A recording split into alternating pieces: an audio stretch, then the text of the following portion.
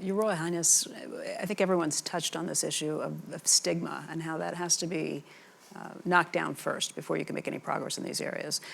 By you addressing this, but not only addressing it, also admitting that you've grappled with it yourself, I can only imagine that that made a lot of people feel more willing to come forward and talk about their own issues. Do you hear this from people? Have you been approached by a lot of people? I think predominantly the Heads Together campaign and how sort of out there we were with mental health. I've had a lot of people, the most random moments in my life, all around the world, they come up and tap me on the shoulder and say thank you. And you don't need to actually have any more conversation than that. You just know that that person has either had relatives, friends, or themselves, they've been through it, and they just know that they're grateful that somebody is saying that it's okay to talk about this. And I think what I've learned is that, 10 years ago, I didn't know anything about mental health. I really didn't. And I immersed myself in this topic because we realized and identified that this was a key social problem. Not just for the UK, this was global. But somebody somewhere had to burst the bubble, it had to come out. And it's been a real journey for me, and I've learned so much from it. And as all the other distinguished panelists have said, the scale, the spectrum is enormous. And really, we've got to start tackling it now because there are still so many people who are suffering in silence.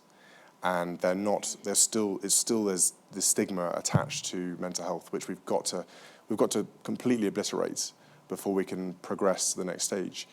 And when I started feeling issues myself, it was from my air ambulance work. Mm-hmm. I was dealing with a lot of trauma on a day in, day out basis. And stuff that your body is not programmed to deal with, there's just no way it is. And that's why I feel such empathy and solidarity with the medical community.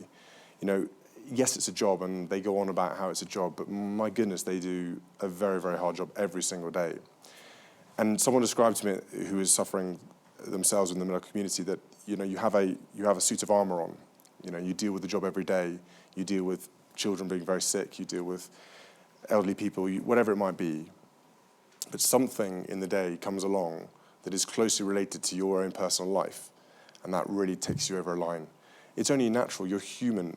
If you don't feel anything, then I'd say you need to go and get checked out for that. So it's kind of totally normal that we feel this way, but for some reason we're all embarrassed by emotions. British people particularly, we're very embarrassed about revealing our emotions. And I take it back as far as the war. And I think, the wartime was very, very difficult for everybody.